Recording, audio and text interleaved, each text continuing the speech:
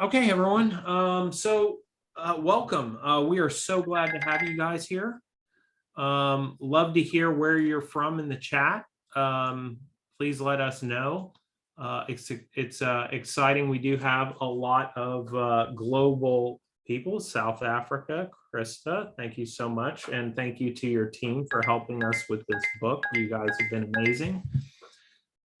Oh, wonderful. All right, I'm going to kill my, hopefully I won't die, but yeah, I'll kill my background noise there. All right. Wonderful. So this is a kind of just an opportunity for Ted and I to thank everybody who's been involved with this, give those who are interested in customer-driven leadership a little bit of a inside look at what it is and how it serves those who use it. And so Ted and I are both really going to be kind of driving this thing. We have some special guests that have shot some videos for us, and that's Beverly Fisher and Stephen Dunn. They have been longtime master implementers with Ted. This is not a new thing. This is something that's been around for over 25 years, and so we're excited to get their perspectives on that as well. And then we've got Matt Leinhoff here from Beep2B.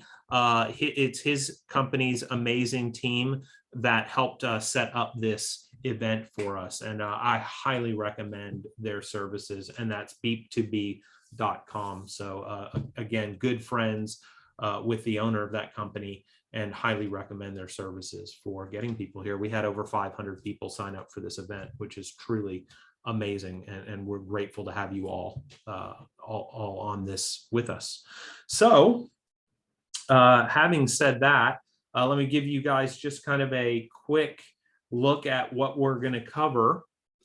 We're just going to do an intro video by our legacy master implementers. We'll just mention that we have a special price on the Kindle version of our book today, and then principles that drive CDL, how CDL can impact your business or organization, how you can implement CDL in your specific use cases wherever you are and whatever teams you are running, and then just we'll answer a couple of the most common questions that Ted and I have been getting, and then finally we would love to have some time to take your questions. And then Matt will be in the background helping us cover the logistics and get some good questions for the Q&A. So anytime you guys have some questions, please throw them in the chat, and we would love to see them. Ted, would you like to say anything? Let me kill the screen share for just a second. And Ted, you want to? Yeah. Well, first of all, I just want to say it's really thrilling and very meaningful to me to see, Daniel, what you have led and pulled together now here well into the 21st century for customer-driven leadership relaunch. As you mentioned, this technique was developed originally quite some time ago. And a little bit later on, when I have an opportunity, I'll share one of the more emotional moments in history that caused this system to be developed. But for now, I'd just like to say this is very meaningful, and I appreciate everyone signing in and coming in from around the world. It's very motivating, and our whole team of master implementers who have done this for years are also very much looking forward to sort of helping this next generation of folks move these tools forward. Fantastic. Thank you so much, Ted. And again, I'm Daniel Hammond, and co-author with Ted on this. And we're really excited and looking forward to introducing you to a couple of Ted's amazing team members that have been doing this customer-driven leadership for over 20 years. So let me just go ahead and share my screen again and introduce you to Beverly first.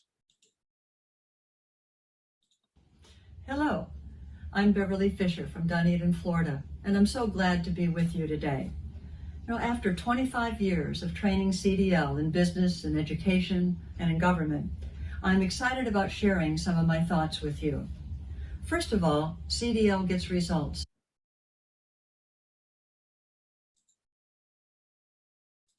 Yes, it really works. Why does it work?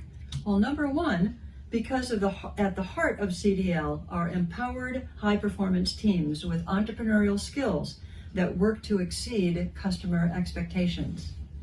Number two, it works because it's customer-driven. Up and down the inverted org chart, customers are delighted with the results.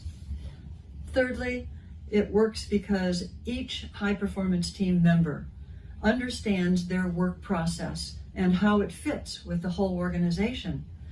They actualize the mission, vision, and live out the values of the organization. You know, they really do build the culture. Let's talk training. The most important part of training is building relationships. How? By listening and learning. We want to know what the customer wants and needs, what their wants and needs are. In other words, walk in their shoes. A quick example, Ted and I better understood the wants and needs of paratroopers at Fort Benning, Georgia, at the base when we jumped off the parachute tower, dropped several feet as in parachuting, and then zip-lined several hundred yards only to be caught by a real paratrooper at the end. Later, we discussed our fears of jumping, and they were able to discuss their fears of making changes through CDL in their organization. Well, that's a good example of walking in one another's shoes. Have you heard of what the last four letters of the word enthusiasm stands for? IASM stands for I am sold myself. As a master CDL trainer, I am here for you. Yes, enthusiastically. Maybe by now you are wondering about how to get started. My suggestion is to read Daniel's and Ted's new CDL book and implementation workbook, which is launched today. Well, to wrap up, I'm a firm believer that the future belongs to those businesses who build an entrepreneurial culture where self-winding and self-controlling teams serve their internal and external customers with innovation and compassion.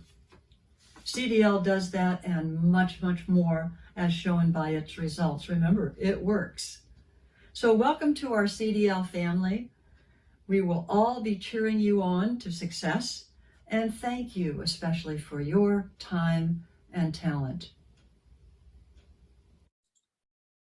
Yeah, so thank you so much. That was Beverly Fisher, again, a partner also of another project that Ted and I worked. We built a nursing school in Honduras together. And so really, really glad to have her as part of our team. And then I'd also like to introduce you to Stephen Dunn. And here you can see this is the first edition of Customer Driven Leadership, published in 2000. And this is the first copy ever ordered, which I got in my hands yesterday. And there's an exciting story on LinkedIn about that if you have a chance to check it out later. Hello, my name is Steve Dunn, and I'm excited to share in this relaunch of CDL. The reason I'm excited is because I have seen the power that can come from a change in attitude and thinking about creating customer-driven work environments. When an entire organization is focused on understanding the needs, talents, and challenges of everyone within that organization and the people or customers the organization serves, then positive, healthy, trusting relationships become the foundation of organizational success. When I was an undergraduate student at Utah State University, I majored in education. I wanted to teach and coach like my dad. And my role models at that time in the 60s and early 70s were teachers and coaches who were self-centered. Teaching was all about where the teacher stood, what the teacher said, and what the teacher required. Coaching was similar. The coach was the final word and the central focus of the team. But what I found through personal experience and the experience of others was that the focus needed to shift to what the students needed and what the athletes needed. Two quick examples. I was a high school English teacher, and one year I had a blind student in my journalism class. Whew. I had to figure out what his needs were, how I needed to modify my teaching to help him be successful. It wasn't about me. I had to focus on him, on his needs, on his challenges. He was amazing, and I learned a lot from him about being a student-centered or learning-centered teacher. Another example was coaching football. The high school team I helped coach had lost every game the year before I was hired and joined the coaching staff. One of the things we implemented that changed how we coached was to ask the athletes during practice and during halftime of games was to tell us what was working and what was not working. What vulnerabilities did they see, or what strengths in their immediate opponents should we be aware of? This feedback helped us to change and modify our offensive and defensive focus during practice and during the second half.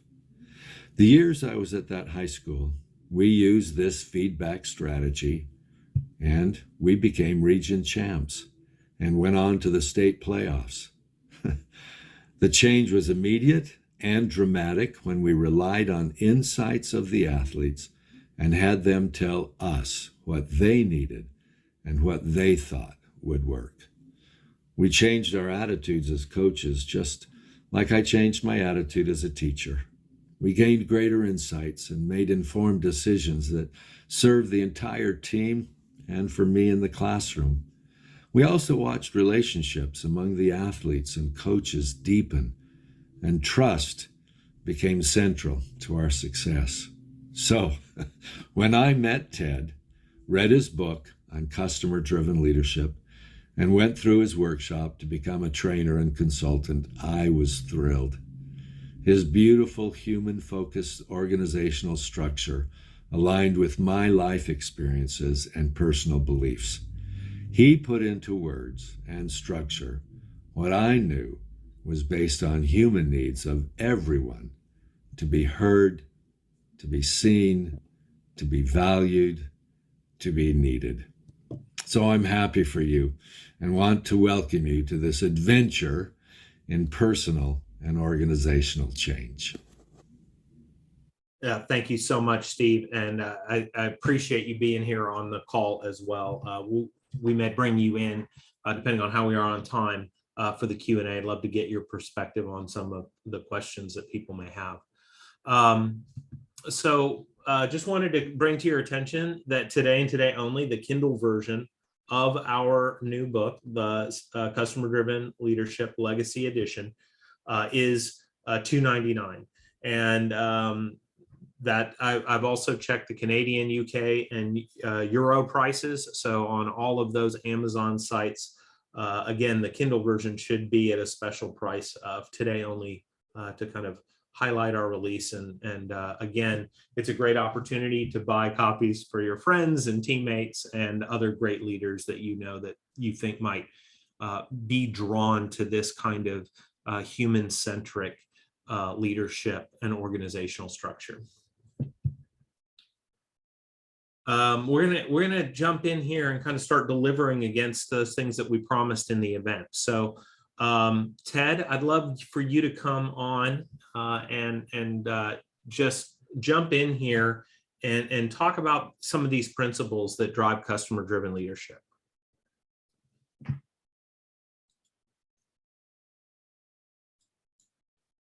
You with me, Ted? Ted, sorry, you're on mute. Yeah, just 1 second. Yeah, now can you hear me? I'm very glad to do that, Daniel. And I will start by referring back to the graphic that showed the original book and the current book while Steve was talking. I just want to share a historic event that most of us who are, if you're 50 years old or so, you'll remember, and others have read about it. I was an astronaut training manager at NASA when the Space Shuttle Challenger and very close to the crew and the families. And as a young man, I was only in my 20s. I could not believe that the organization at the very top would literally make cold-hearted decisions for their own Washington-based needs and kill a crew. Because basically the decisions were made top down for what the headquarters needed for their launch schedule and when they needed the shuttle again, and paid no attention to the frontline engineers who said, it is dangerous to launch today. The temperatures are out of tolerance of anything we've tested, and we don't recommend flying. And no matter the bureaucratic pushing for specific outcomes took over and ruled, and the people died. So that's why the cover of that book talks about reviving the human spirit for power and profit. If I was redoing it today, I'd say reviving the human spirit with power and profit. The people need to have the power to make sure they're operating their organization to serve the customers and their internal partners in the most excellent and caring and thorough way. So it's with that historical prompt, and then watching bureaucracies and inefficient and cold-hearted companies kill people's souls. They may not kill their bodies, but they sure kill people's souls. And over time, every organization that tries to force their way through operations and their timelines in that mode ultimately alienate their top people, and they do not get discretionary excellence from their folks, and they begin to lose market share, and then people begin to get scapegoated, and the whole thing begins to crumble. So I just wanted to give that historic prompt. Now, we fast forward decades later, and what do we see having happened in our world prior to the pandemic, during the pandemic, post-pandemic? We see ravaged workplaces with regard to human relationships, team skills, cohesive focus for the good of everyone, constant, compassionate caring of the customer rather than just trying to get the next numbers for the accountants. We don't really have an overall healthy world of organizational operations these days. We have a lot of words about it, but we don't necessarily see that being authentically, thoroughly the norm in the culture. So with that background, I would say there's bullet point one. CDL builds, energizes, and revives a vibrant, self-sustaining, customer-centric culture. And as I mentioned, the authentic regard for creative, powerful people, and really reinforcing that monetarily and in other reinforcing ways that say constantly, daily, definitely monthly, in the monthly habit of performance assessment review, get creative, change your processes, improve your relationships, look at things that can be tweaked to constantly get a better outcome from the customers, because that's going to drive more market share. Having positive purposes, making sure that the company has some values and ethics and planned impact in the community and the world that are really truly ethical and meaningful. Planet protecting profitability. We cannot any longer just drive for profits. That's dangerous to people's souls, and it's dangerous to our planet resources. And proven process controls, where every individual and every team becomes trained and aware of all the major processes throughout the organization that deliver the corporate promise, that ensure sustained market share and growing market share. Everyone understands, and they know how to take control of their processes and are rewarded to do so creatively. So because of all those controls and because of those techniques authentically woven into habits every month, you can see that we talk about increasing the probability of achieving the organization's KPIs. When we focus on humans authentically, and specifically on what will help them do their processes that achieve the corporate promise, As that happens measurably every single month and that's shared across the company, it becomes very obvious whether or not the organization is going to achieve its monetary KPIs. So as we serve humans on what we call their careabouts, their most essential needs and expectations every day and measure it every month, if we are focused on the right things that really matter for people to get their processes just perfect for their customers, then the numbers happen. They're either highly correlated or causally produced. And that never goes past 30 days off track in this particular method of CDL. Let's see. Yes, as I said earlier, everyone knows all key factors involved in achieving the organizational success. From the very first day of the overall corporate or organization implementation of CDL, we have everyone together. Sometimes it's very large conferences, but we can handle it. And Bev and Steve are masters of helping everyone understand how do you engage possibly hundreds or even 1,000 people at an overall orientation gathering in ways that are meaningful and active and engaging. So everyone can leave that room knowing I understand exactly what it means when we take our organizational chart from this traditional model of top down and flip it. And then we put a value chain in it, and we know exactly what promises are happening up that value chain to the customer on top of the chart. When everyone knows what every handoff does for their internal partner, and everyone knows what that series of handoffs does to secure the customer's expectations, their careabouts, and monitor it regularly and appreciate it regularly and improve on it regularly, you can't beat this culture. The people begin to realize very quickly, because they're holding one another accountable in very supportive and caring ways, in healthy team norms, that we're in this together. And we know it every 30 days. What are we doing to help each other and our partners and our customers have their careabouts met? And that is just so healthy. And that becomes a self-winding, self-checking culture that never lets things get out of control. Yeah, thanks, Ted. I really appreciate that perspective. And we'll get a little bit more into that in a couple of slides of just how customer-driven leadership has driven this kind of success for so many years, and what I saw it when I was introduced to it that really blew me away. Mm-hmm. Next, we're going to kind of look at, we know that there's a lot of people on this call with a lot of different perspectives on, what kind of companies they run. And so we just wanted to quickly highlight some of the companies where customer-driven leadership can make a big impact. And honestly, it's harder to find one that it doesn't. But these are kind of our top 5 areas where we really think it can make a big impact. And so entrepreneurial businesses, a lot of times, and this has sort of been the space that I've been in for the last few years, is a place where, at the beginning, you're starting your business and it takes a lot of your focus. You don't necessarily always have the money to hire the people, but as you do, and as it becomes a real business, it's hard to get your time back.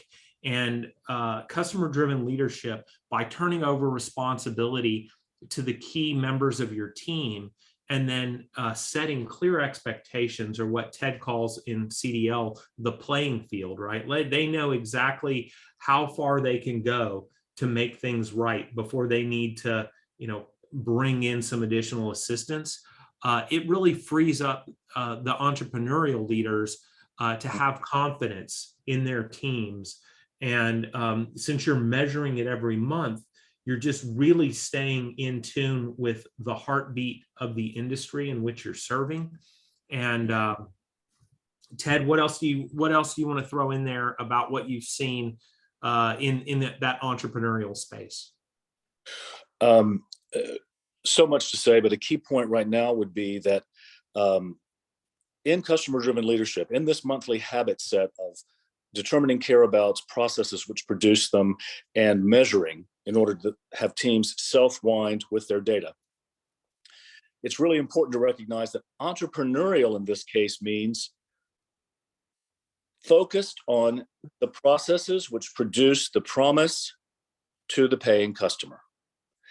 There's a lot of things that can be or need to be measured, perhaps for legal compliance, let's say in the power industry, as we talked about with Desi the other day, or in healthcare, in hospitals. Of course, there are all sorts of KPIs that have to be measured and compliance that have to be measured. But adherence to compliance and adherence to the KPI goals are results of humans serving humans on a laser focused value chain, all the way to the paying customer. So if things do not have a heavy weighting or impact on an internal customer satisfaction or a paying customer satisfaction, we don't put it on the chart, on a CDL monthly chart. It doesn't mean somebody isn't tracking it somewhere, but the organization's future isn't driven on that. So this becomes what an entrepreneur cares about, which is, I want more customers and I want to grow. And so and I want them taken care of, and I want to know they're being taken care of in the way that matters to them, right, Ted? That's right. Yep. Yeah, it really it frees that entrepreneur up to have the time to focus on where they want the business to grow, because the way CDL works is it's focused by the vision of the organization and the values and guided by its values. And since the entrepreneur sets those, they get to really create the culture that they've always dreamed of, right, serving in the way they always wanted to serve. Yes. And just to add that, because so many entrepreneurs their nature is such that they are serial entrepreneurs. They want to get what they got started up and running and have it running and operated successfully by those teams they've hired. Then they want to get on to the next exciting angle to that business or the next acquisition. So this allows those entrepreneurs to know they can get focused on something next while their folks run this one. Yep. And again, they're getting constant feedback as to which teams are struggling and need their help, and which teams have just got it and are taking it to the goal.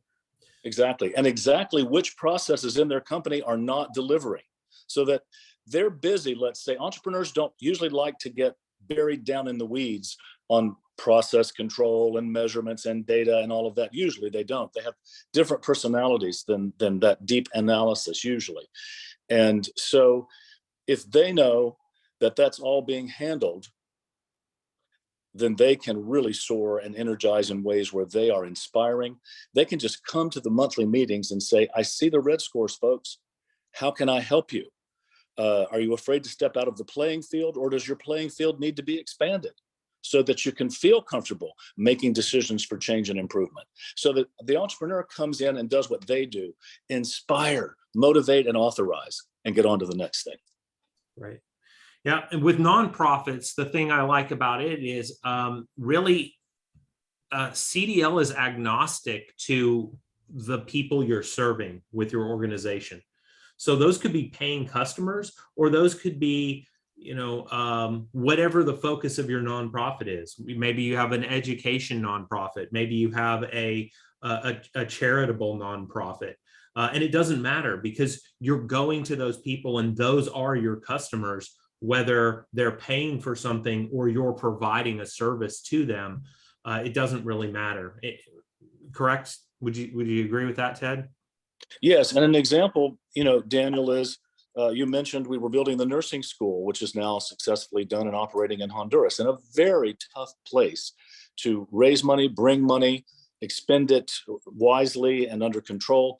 And all of our donors, if you will, were customers of the nonprofit, not just the students and the nurse trainers who needed the facility and the equipment, but the donors are customers, and they expect that you have some very clear measures and you have teams controlling costs, so that minimum number of cents per dollar or per euro is going to operations costs, and the rest going into the project. So absolutely, nonprofits have to actually run like sophisticated profit-oriented organizations, or they won't stay alive. Yep. And we have in the book, you'll see that there's different strategies for engaging incentives with the employees of nonprofits potentially than there are in other businesses, but that's all covered in the book. And I don't want to get too far in the weeds there, Ted. How about traditional businesses? I notice a lot of traditional businesses just kind of get stuck in a rut doing what they do. Can you kind of talk to how CDL can shake that up a little? Yes. One of the things that my mentor, Wilson Harrell, who was the publisher of Inc. magazine and the monthly columnist in Success magazine for many years, advisor to entrepreneurs. When he was publisher of Inc. magazine, he authorized a study to compare the traits of general business, traditional general business leaders, managers, and entrepreneurs, if you will. And they compared all the characteristics. And one of the single biggest differences was that entrepreneurs absolutely constantly insist on freedom to create, freedom to change, freedom to grow. One of the things that happens in traditional businesses is freedom to do those things is not necessarily woven into the culture. That's a key, often missing piece in traditional business, which tends to be hierarchical, silos, power grabbing, that sort of thing. And people are afraid sometimes to even share an idea because the culture is, well, we're going to make you look stupid or wrong so that I can climb on top of you and make my way up the organizational chart. So traditional organizational charts and traditional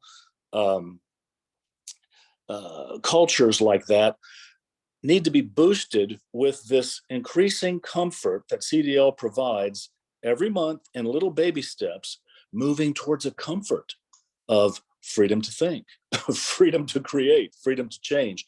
And it doesn't have to happen in a traditional business in big giant steps. It can happen in little baby steps, coming up our scoreboard of 0 to 10. Okay, we start everybody at 2.5. Well, good if it's 3 the next month, then 3.5, then 4, then 4.5.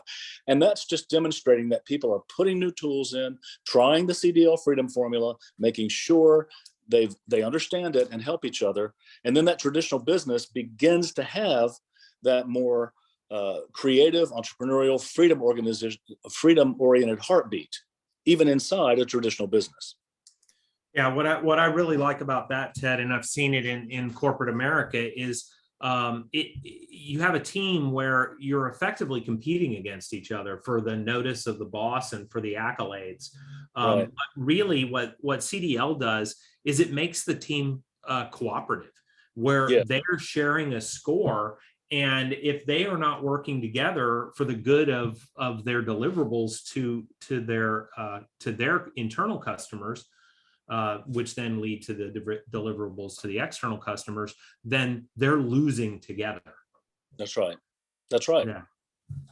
Awesome. And in traditional business, just for a little bit of a laugh here, I think we included it in this new version of the book, but what we saw are the success behaviors in traditional business tend to be butt kissing, backstabbing, and bureausis. And bureausis being a coined term that adults behave in neurotic, fear-based ways if they're not sure that their ideas are welcome or that they can trust their team members. So this eradicates those 3 killer bees we talk about in traditional businesses. Yep. Fantastic. And then what we've got here is we also have the startups and bureaucratic organizations. Again, just want to touch on these briefly. One of the experiences I've had recently is in dealing with tech startups is finding out how many are invested in to how many succeed. And, there's a lot of venture capitalism going into these tech startups, and they have a 1 in 10 or 1 in 20 chance of actually serving a client to the point that they're kind of go to market. And so if they're measuring what matters and they're keeping their people laser focused on the goals, I just see that as a huge multiplier in the startup space. And then again, Ted, and we've mentioned this in the book of how you went into organizations where you just think are beyond help, right? Where they're so bureaucratic. Let's say the U.S. Postal Service. I don't know if you can think of a more bureaucratic organization, but just your ability to go in there and transform kind of the worst in class into best in class. How fast did that happen? I mean, it was quick, right? Yeah, well, relatively so for a bureaucracy. The example we would talk about is the Western United States Facilities Management Division, that division that manages all the post offices. Talk about bureaucracy, and all the thousands of leases and maintenance contracts and so forth that keep those things running. That division had the most demotivated, hurt, angry people by the way they'd been managed from Washington. As a result, the leases that were coming due were coming up into the hundreds of leases that were going to expire, and then there wouldn't be a post office in that town if that document wasn't done and the building wasn't reviewed. So this was really a serious issue. And bottom line, taking the techniques and the habits, within a little over 12 months, they moved from totally unacceptable lease and maintenance rates to, as you put the term, best in class. And then they reported that in Washington. And that was just one division inside the giant bureaucracy, but it gave a good model for others who wanted to copy it. Yeah, thanks, Ted. Appreciate that. We're going to go into kind of how can you implement CDL in your specific case where you are. And one of the things that we're here to help you with is supporting you through trained customer-driven leadership implementers. And so reaching out to Ted and I through CDL, and again, my email is there, daniel@customerdrivenleadership.co. If you have any questions about that program, our website is live. You can see it in the corner there. It's customerdrivenleadership.co. The web pages are still being built out, and some of the things are still being added. But we would definitely love to connect with you and engage with you there and answer any questions you have, maybe guide you to the right solution. We also have self-implementation, leveraging the Customer-Driven Leadership Implementation Guidebook or guidebooks. We're probably maybe 2 weeks out on having those out in the market as well. I think for simple organizations or fairly flat organizations that are a reasonable size and have some really good training and developing people or coaches and trainers, you quite possibly can take the principles of customer-driven leadership and use those within your own organization using these guidebooks. And then finally, planned in the future, we're going to have some online supported video type implementation course that you can get into, so it can kind of supplement your self-implementation. We can walk you through each section of what should be happening, and also be able to answer some questions on some support calls as well if you get stuck along the way.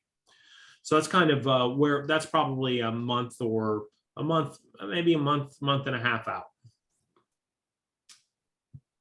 Finally, we want to just kind of talk about some of the questions that are most frequently asked by leaders. So Ted, I want to try to get to some questions. We've got about 15 minutes left. Can maybe you and I get these in just 2 to 3 minutes each?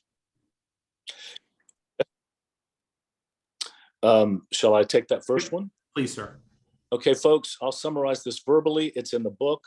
What we've seen, a pattern over the years, is that if you do exactly what is advised in the method, in the book, you will see specific results approximately every quarter. At the end of the first quarter, you're going to begin to see more improved internal relationships and stronger teams. By the end of the second quarter, you're going to begin to see that external customers are saying, what's happening in there? What's happening over there? Something's improving. Somebody's listening. Something's changing. By the end of the third quarter, your numbers, your KPIs are starting to improve. You've got more customers. You've got better productivity because the people have taken control of those items, those processes that needed addressing. By the end of the fourth quarter, you are seeing scores on the scoreboards of process control and relationship improvement and KPIs having moved up from red zone, where we start everybody, and then up into the green zone.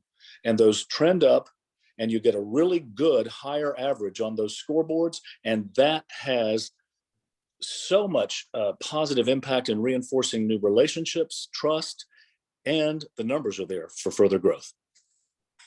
Great, thank you. Let me cover this one, Ted. Okay. So, I'm part of Strategic Coach, which is an entrepreneurial coaching group led by Dan Sullivan, and a lot of entrepreneurs leverage EOS. So let me talk a little bit about what I've noticed the difference between EOS and CDL is. First of all, I don't think when we look back at those 5 different organizational types, I don't think EOS is going to appeal to 4 of them. Maybe the startups potentially could get into the EOS category as well, but I don't think bureaucracies, I don't think governmental organizations, traditional businesses are going to be excited by EOS. What's different is whereas EOS focuses on looking at the things that matter and pushing those things forward, optimizing their chance of being successful. I think Gino Wickman calls that the big rocks, right? Moving the big rocks. And if you're focused on the big rocks, you're going to make improvements. And my understanding is with entrepreneurs, EOS is game changing. What's amazing about CDL is it's also gets to the big rocks, but by empowering the people to understand the rocks and see what can be done to optimize their movement wherever they need to go. And so I really see customer-driven leadership and EOS. I see nothing between them that conflicts. It really is, one is focused on the things, the other is focused on the people, and together, I think they're going to really run well side by side in tandem. And so that's kind of my thoughts on that. I'm looking forward to really getting a good implementation of CDL with somebody already running EOS to see just what kind of transformation that leads to. Daniel, can I show a Sure. tight also between CDL and EOS? Go ahead. For example, let's say EOS has certain characteristics and certain habits and tools that are supposed to be used in order to say, we are running EOS. Yeah. Well, on a customer-driven leadership monthly chart in community careabouts, one of the measures could be, if they want it to be, is to what degree is the team actually using EOS? You can actually measure that, and leadership is a platform for hosting EOS, if you will. Yeah, that's great. Culturally speaking.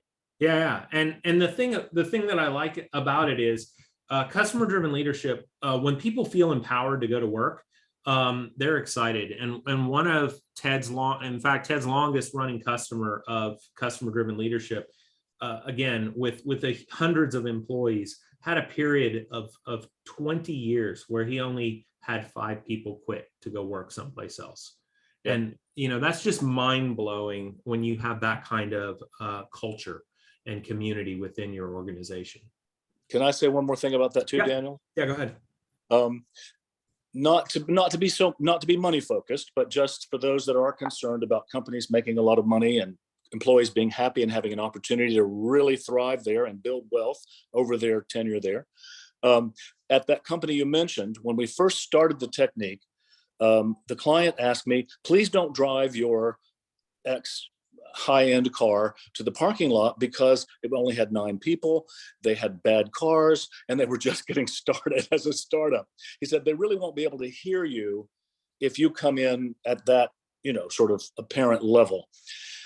So I drove our farm car to the business, and just got like you do, get right with the folks and let's, talk what we need to talk about at the level we need to talk about. Anyway, say 10 to 12 years later, 15 years later, certainly, when I would go back to the parking lot, I was embarrassed about my car. because the people, as you say, have stayed. They so committed to that.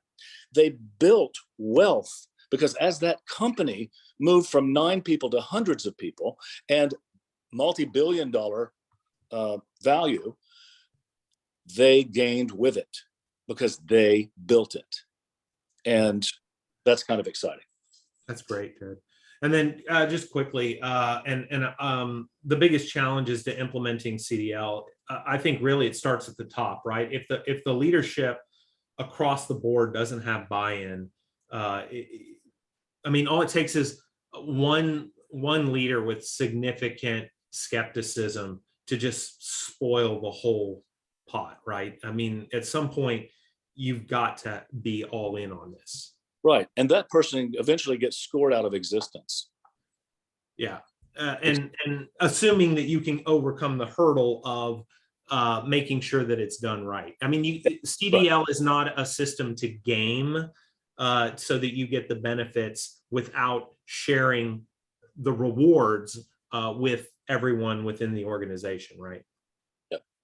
Yeah. So that's what I would say on that is just you really need to have that servant leader heart and a desire to empower your people for the good of all. Right. Yeah, thanks. So I'd love to get some questions and answers from you guys. And here, just a reminder of what we've got going on is just some of the things that we have planned, some of the things that we have coming, and what's currently available now. Again, not only do we have the book out, but we are ready to start implementing with clients as well. So please just reach out to Daniel at customerdrivenleadership.co. If you want to know more about the history of customer-driven leadership, then it's Ted at customerdrivenleadership.co. So I noticed we have a question from Penny who kind of wants the method or something that's actionable under this CDL framework. And let me you handle that, Ted, but let me just preface it by it's hard to say what CDL does outside of hearing what the needs of the organization is, because it does so much more than whatever it is they think they need it for. That's my experience, Ted. And if you want to pick up with that, I know the method is not a simple method, but it is manageable, especially if you have professional partners walking alongside of you. Ted, you want to just kind of handle that question? Yes. And I would just build on that, Daniel, to say, at first, it might not appear simple, but it is designed that after 3 to 4 months, it becomes a simple, almost mindless habit of data collection, meeting on a standard agenda, reviewing processes, improving those, and going right back at your work again the next 30 days with changes in the processes, and measure it again and come back at it again and review it 30 days later. So that habit is the actionable sort of theme that you make this almost a mindless habit.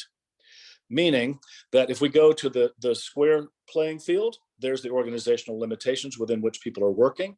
Then you have the upside down organizational chart where people are serving up the value chain to the customer.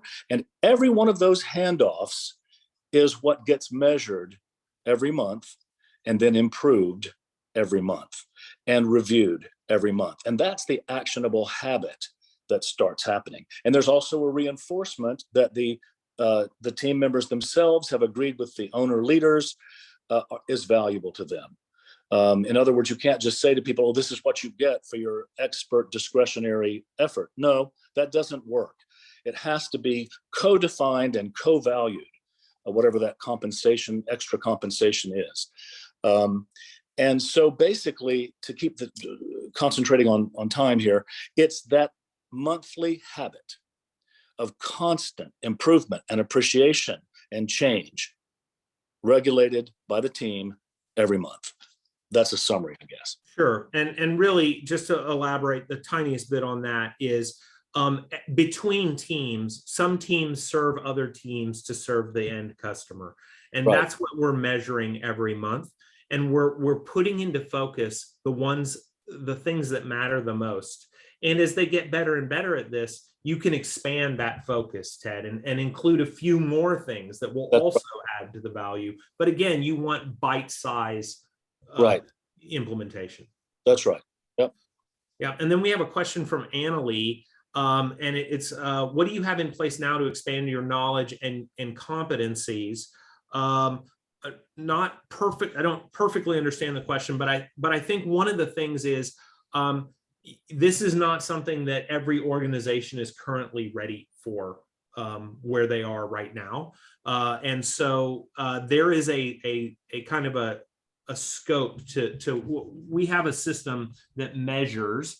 It's called the readiness assessment, and it is a tool used to map kind of where your teams might be lagging in some key competencies to make this work well. That's right. And we're looking to have that tool online and ready to go probably in 3 to 4 weeks. It is available in a paper format right now. So if you were ready today to jump forward with that, and you didn't have, several thousand employees, but even if you did, Ted and I would figure it out, I think. So that's one of the things that we do. And what we're doing is we're partnering with other coaches to help us help organizations get ready for CDL. So that's another thing. Ted and his master implementers used to go in and do all the training that was needed, but now we would like to kind of get you pre-qualified, showing, hey, our teams are all ready when you guys get here. And so I think that's a way where we can get some local coaches, maybe coaches you're already working with, to help you cover the areas where you're struggling. And to be honest, I think if you're the CEO of a company of, let's say, 50 employees, even, you can't possibly have a clear understanding of where every team is struggling, because it just doesn't, that's not the type of thing that you would normally share in a meeting, right? Mm-hmm. So, are there any other questions? And again, those are things that will come out, because in CDL, you're sitting down as an organization once a month and you're talking about your scores. You can see, oh, you're red in this particular area, and the whole organization can come together and go, oh, well, if I were able to give you this additional resource, how would that help you move toward the green? That's right. And Daniel, just to add to that, just to make it very concrete for folks, that readiness assessment is 6 specific factors we have seen make a healthy organization, regardless of what type of organization it is. And as you started to allude to, their readiness scores will be in the red zone, yellow zone, or green zone. And there's a specific set of materials that are recommended depending on what zone you're in for your division or your team, to get ready, to at least get yourselves close to yellow before you try to run off down the monthly habit path. Fantastic. Yeah. So I just, again, wanted to thank everyone for coming to our event. We're really excited about this. I'm excited because from the moment I saw it, even before I knew how many decades of success it had behind it, my superpower is to be able to break anything. And when I saw this, it's self-healing, it's self-correcting. When an organization is its strength is its people, as long as the people are healthy, it can adapt, it can recover, it can do what other organizations will find impossible, I find. And so truly, Ted, I thank you for your brilliance and for helping me share this great system with the world again. I'm so honored.